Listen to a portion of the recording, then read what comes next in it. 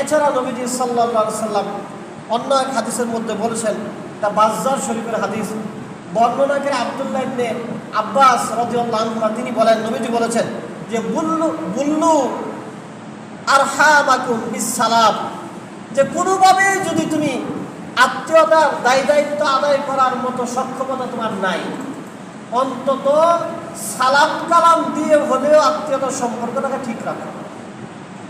কিছু দেওয়ার সামর্থ্য নাই, মাঝে মধ্যে আসসালামু আলাইকুম বলো, ভালো মন্দ জিজ্ঞেস করে, এখানে কোনো টাকা পয়সা খরচ হয় না। রাস্তায় দেখা সাক্ষাৎ হয়েছে, অনেক সময় তো এমন হয় মামা বাবিরা দেখা হয়, চাচা বাচ্চারা দেখা হয়, বাগিনার সাথে দেখা হয়, খালাদের সাথে দেখা সাক্ষাৎ হয়। অনেক সময় মানুষ এই এতটুকু সৌজন্য বোধও করে না। আফসোস করে খালারা বলে যে ছোটোবেলায় কত লালন পালন করছি, বোনের প্রেগনেন্সির সময়, বোনের ডেলিভারির সময় বোনের বাড়িতে 10 দিন 20 দিন থাকছি, থাইকা এই তোর ভূমিষ্ঠ হওয়ার সময় কত এই যে ছোটোবেলার এই কাপড় টাপড় ধুয়ে পরিষ্কার করে দিছি।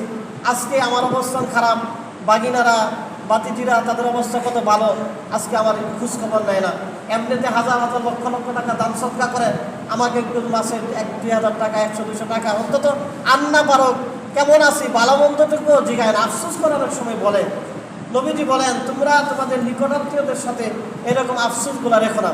মনে রাখবেন, ইসলাম হলো একটা সামাজিক ধর্ম, বাস্তবসম্মত ধর্ম, এটার মধ্যে কোনো কাল্পনিক কোনো কিছু নেই।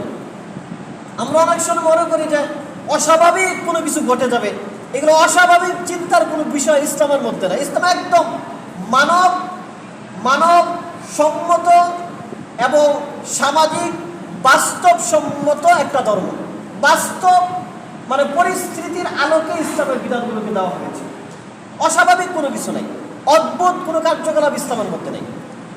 আল্লাহ সুবহানাহু ওয়া তাআলা যেন আমাদেরকে আত্মীয়তার হক, আত্মীয়তার সম্পর্ক বজায় রাখার গুরুত্ব উপলব্ধি করার তৌফিক দান করে, এবং যার সাথে যার যেই ধরনের আত্মীয়তার যেই ধরনের সম্পর্ক জড়িত, আল্লাহ যেন তার সাথে সেই সম্পর্কগুলোকেও বজায় রাখার তৌফিক দান করে। সবাই বলে আমিন।